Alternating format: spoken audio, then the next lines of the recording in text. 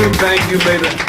Thank you. What a joy it is to be here on the broadcast. And by the way, you're listening to Dr. Randall and Birdella Hall Walker with the Journey to Greatness broadcast. We have a wonderful studio audience, and they're calling in now. People are calling in. There's a number on your screen. We ask you to call in right now. That number on your screen. You might have a question concerning marriage. We want to answer your questions. And you just say, hey, I'm dating right now. I got issues concerning dating, and I got some concerns there. Hold on. We haven't forgotten you. But me and my lovely wife, we had to date first.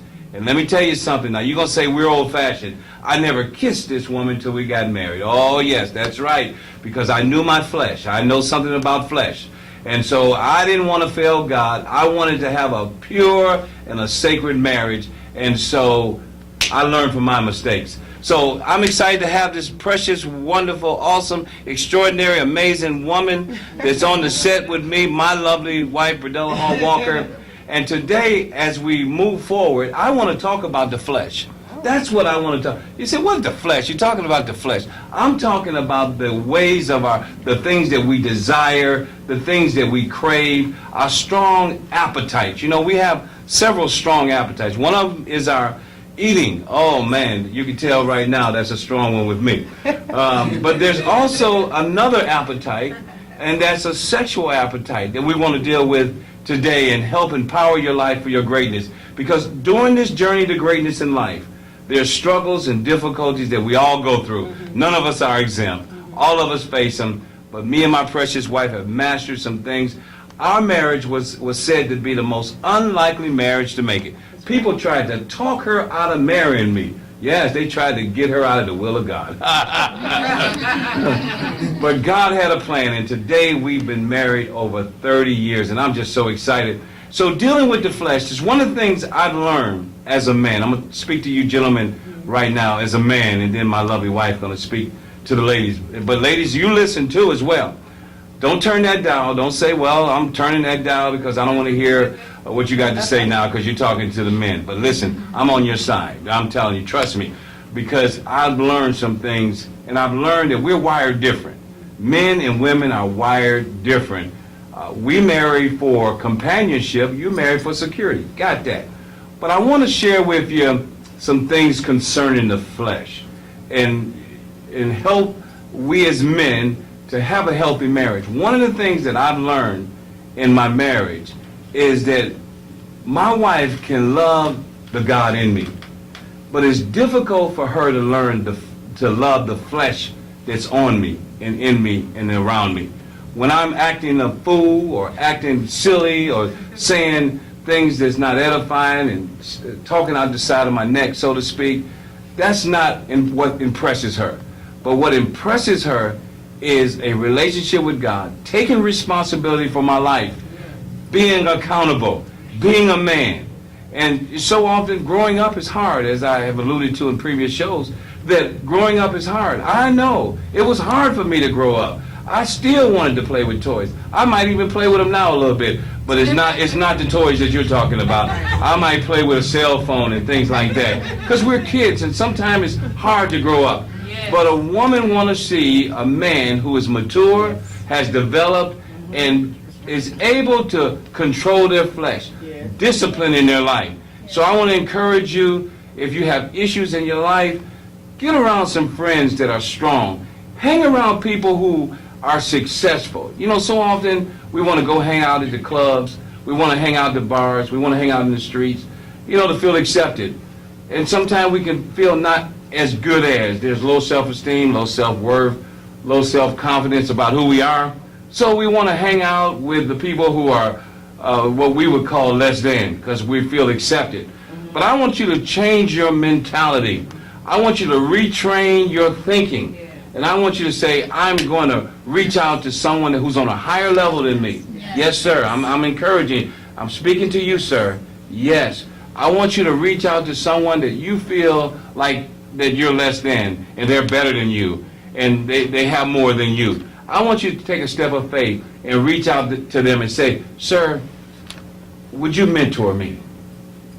Would you show me and teach me the things that you've learned? And be open to be taught.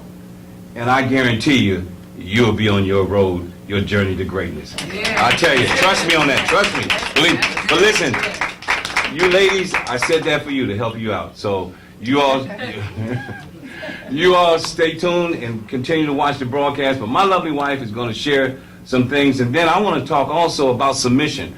But I'm going to turn it over to my wife, and we want to deal with that submission because I know for a fact that submission is hard for women, especially strong-willed women. It's hard for them.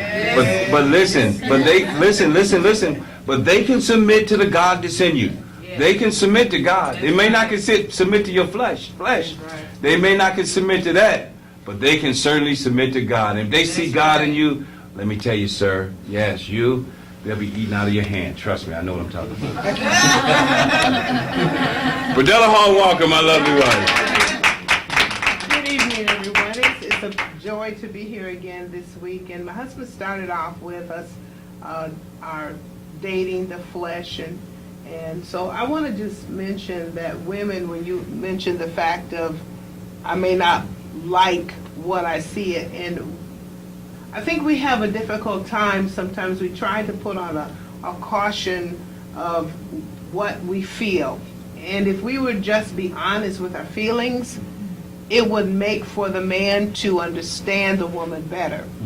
If you are, like you said, acting up and you're angry and you're throwing a temper tantrum, then the woman is really having a difficult time, because what she's looking for is that security. Yes. And she feels like she's losing it. She feels like the balance of what brings their marriage together or the relationship together is being tilted.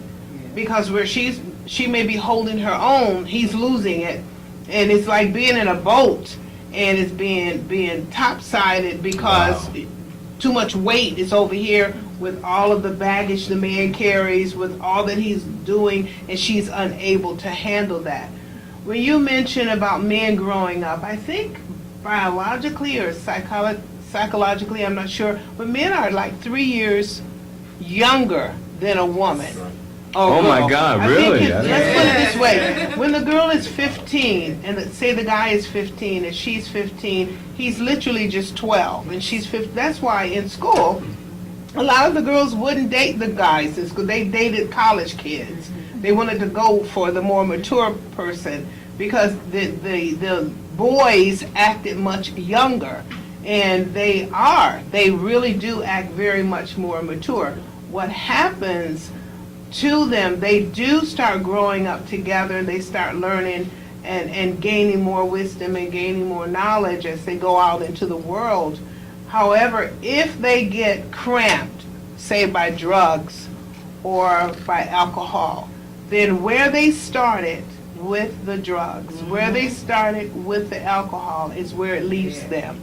So when they get off of the drugs, when they get off of the alcohol, because I had to go, when I lived in Chicago, I went to some seminars, and that's how I found out about that if you were 18 when you got on drugs, and 10, 15 years later, now you're off and you're wanting to get married and you want to have a healthy life and a healthy relationship, that girl, you're both 30 now, and you're getting ready to get married, well, you're still acting 18 because all of those years, those 12 years in between, you've lost that. But what about the woman who actually was on drugs and the man never did any drugs? Say, because I remember back in the day, I remember meeting a young lady, and she was on drugs, and she was very immature, and she was struggling, and I was more mature than she was. So there's actually, there's the flip side of that whole thing, and I think age is only a number, by the way. What your age is your experience. Just like in the Word of God, it calls an elder. What is an elder? An elder is not someone that's of old. People say, to be an elder, you got to be old. No. An elder is one who has gained experience by his ministry. So he's educated, he has great experience, he has learned, he's a learned person. So I think the most important thing is that it all stems back to the home, how a kid grows up. If his parents raised a woman mature and teach her responsibility, teach her how to grow, and they mentor their children correctly, I think it can bring a balance. So I understand exactly what you're saying, but of course at the same time, I believe that there's a flip side where the man can be more mature than the woman. Yeah, it's the same thing. It really doesn't matter whether it's the male or the female. If they start the drugs, wherever they start, or wherever they start the chemical imbalance, wherever it starts and it starts bringing about that, that's where it leaves them, whether it's a male, whether it's a female. I didn't mean to, forgive me. Oh, no. I didn't mean to just put it on you as though we women, we don't do any of that. So I want you to know, just the same as a man, it's the same as a woman, where the man may be more mature, where she has been doing the drugs, has stopped her from becoming what she wanted to be. And then the man is mature, the woman's not. Are we going to put those two in the same relationship? Sometimes that happens. The man then begin to nurse her back to where she needs to be, if she's willing. We're talking about the flesh now.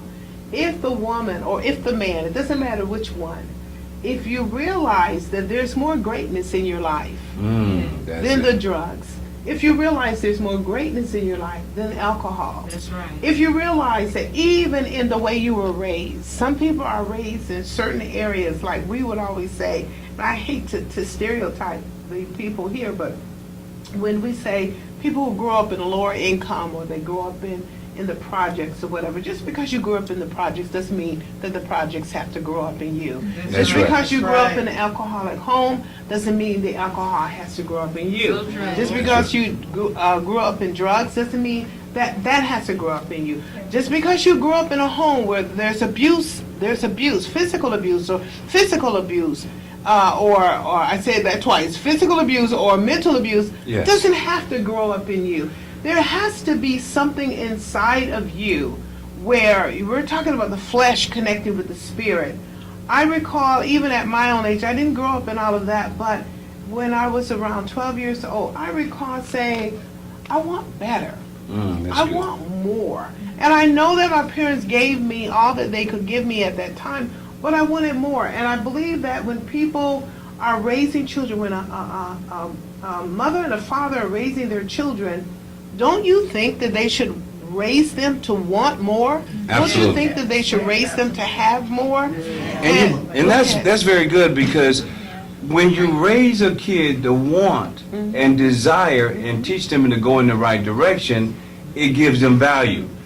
One of the biggest problems in our society today is low self-esteem, low self-motivation. Most of us would say it's a sin problem. It's not a sin problem. That's not the real deal. The real problem is an identity problem.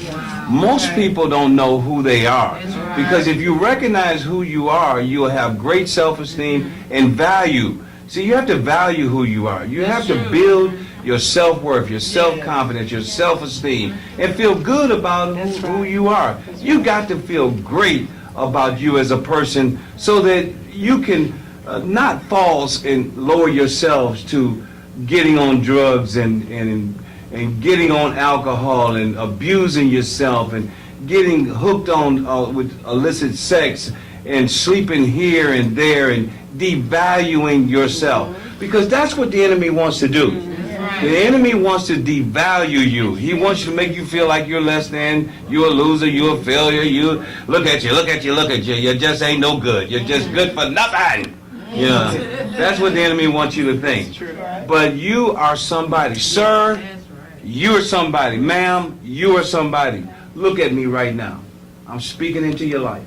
And I'm telling you today, no matter the lies that the enemy has told you, no matter what people have told you, no matter what you have told yourself, no matter what you believe right now, I'm here to tell you, you are fearfully and wonderfully made, and that you are somebody today. Amen. That is so true. When we grow up, a parent can say, I love my child, I've raised my child, and they still went out and did drugs, or they still went out and got involved in sex, or let's go even more tragic than that, they went out feeling bad and committed suicide. What happened? What happened? What we don't seem to understand is that the parent has taken the child in the first 5-6 years, molded them and made them into what they desired them to be. Yes. Here's the point. However, once they got out there in the public, someone else began to mold them and make them into something else. Right. Because as we, and I believe that this is coming straight in, we take these beautiful children, we love them, we cuddle them, they're so sweet, they're so beautiful, we're loving them. Now they're no longer a lap child, they begin to walk around, they become the terrible twos, and now they can read a little bit, and they're happy to go potty and all the little things. We are making them and molding them into what we want them to be. Wow, that's good. But what we're forgetting is the Word of God says, train the child up in the way what? He should go. Right, that's good. We're training them up in the way we want them to go. Wow, that is good. That's good. That's good. With our desires, we're training them up with what? If say we wanted to be a dancer, and something interrupted our life and we couldn't, or we wanted to be an actor, a singer, we pour our desires, our lives, our identity into that child. Wow. Unfairly. You know what? That is so unfair. That is so awesome what you shared. That reminds me, you know, my dad, my biological dad, worked at Ford Motor Company, and he died when I was 2 years old, left my mom buku money. So mom thought that that's the only place you can work, is the automobile industry. She thought Ford Motor Company and the factory was it, and that's where her son had to work.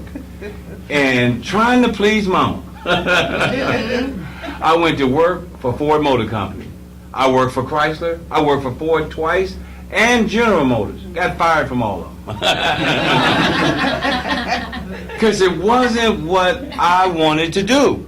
I was trying to please and listen to my parents, listening to mom, listening to dad. Oh, this is just the greatest thing since Ford built the Model T, to have a job right here. And I was trying to please them. And you are, wow, that impacted my life today. I just felt that in my spirit as we were sitting here talking, what's really going on with the children today? What even went on with us? What went on with you? As we were coming up, either you're pouring something or you're pouring nothing. Right. And either way, regardless of what you're pouring, it still sends the child to the cliff's edge. Yes. Because the child does not know who they are. Right. The child, it's just like an adopted child. Most today's world, they can tell the child now who their biological parents are. But there was a time that you couldn't tell the child. You had to hide the records. You couldn't say anything. But there was something deep inside that child that knew something was missing. There was a void. And even in that situation, with us having what we may call normal, there is something going on inside of us between the parents raising you, the school system raising you, or the street raising you. Yes. You're in the midst of this chaos. Yes. And inside of you, you are saying, there's something missing. You know, that's awesome. That is really, really powerful. You know, and we got to get moving towards marriage, but as you have gone back, let's go back into the mother's womb. Let's go back when the child in conception, where all of us had to begin. There was a beginning for all of us, remember? Yes. You remember when you was in your mother's womb? No, Probably never. not. But the fact is, there was a beginning, and you were in your mother's womb. You were in this wonderful life, protected. There was no fear, no frustration. You were fed 3 times a day, if not more. When you were hungry, when you're in the belly, you let mom know, and so mom fed you. You were in this comfortable water bed. Life was great. Oh, you was chilling. I mean, you had it going on. You had it made in the shade. That's right. But all of a sudden, your world was interrupted. And out you came in a spurt of moment, scared the living daylights out of you. And you begin to scream, and you begin, the doctor, wow, and the reality of pain set in. And as my wife alluded to, as you begin to develop and grow through life, something was missing, and you said, what's wrong? And so often, we never fixed the problem. So often, we never dealt with those issues, and we took those into our marriage. And we never got in touch with our emotions to find out who we are. So often, kids get married at a young age, kids having kids, and kids marrying, and they haven't experienced anything in life, and then they want to know why the marriage is not working. There takes counsel, there takes learning, and learning who you are. Right. You can't share your life with anyone all jacked up. You have to make sure your life is in order. Before, how dare you take that mess and connect to someone that got it together and ruin their life? You get yourself together, and we're talking about being single here. You get yourself together and prepare yourself. God works on both ends. While He's working on you, hey, He's working on that bride. While He's working on that bride, He's working on that husband. And before you know it, God will put you together.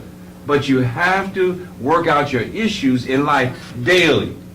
Daily. That's right. And you know, the thing that I'm looking at, I won't say it puzzles me, it did, but it doesn't puzzle me, it just makes me more concerned as to what draws people together. I know you always give the analogy of the people in the stadium, how they come together, but what draws people together outside of God would be the flesh.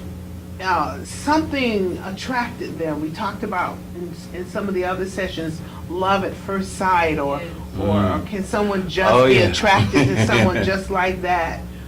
You know, at just looking at them, are they attracted? And that's a flesh thing.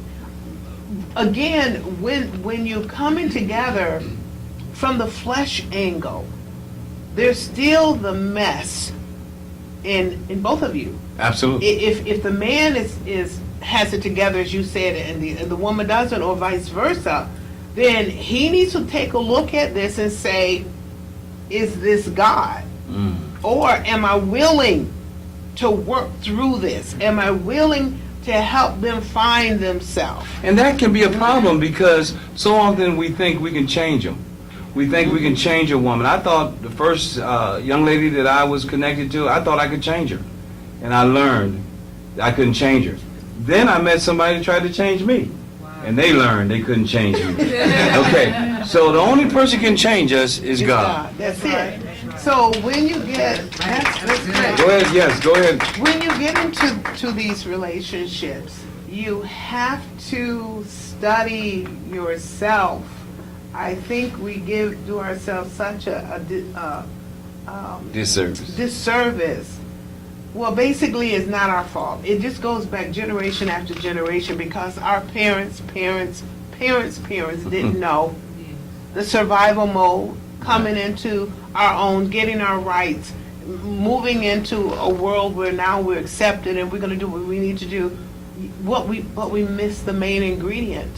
We miss the ingredient of all the children that are passing down through those generations still haven't found who they are. They still haven't had that inward evaluation of understanding that there's something more inside of them than just two parents bringing them into this world.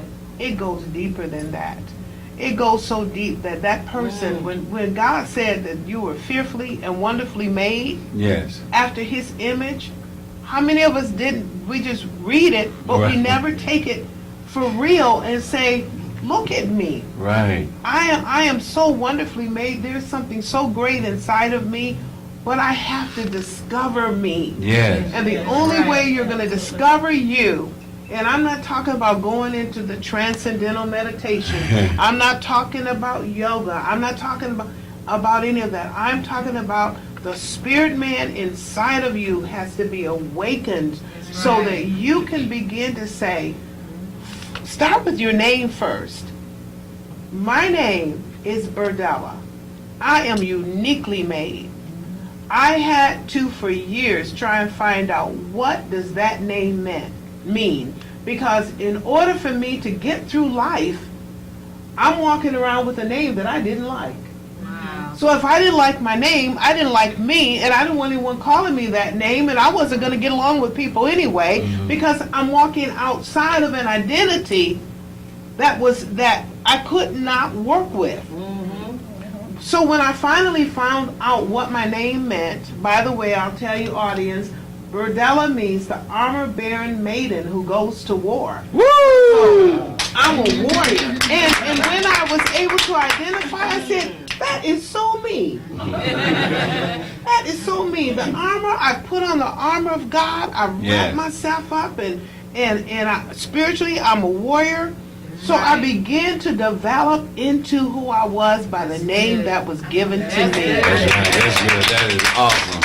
So, but listen, we're out of time. We're going to take some questions. That number on your screen, dial in now. It is 704-322-8010. Operators are standing by. Call in. If you have a question, we'll be back to you later on. And don't miss the next program. You don't want to miss the next program. It's going to be great. Wishing God's very best to you. Love you.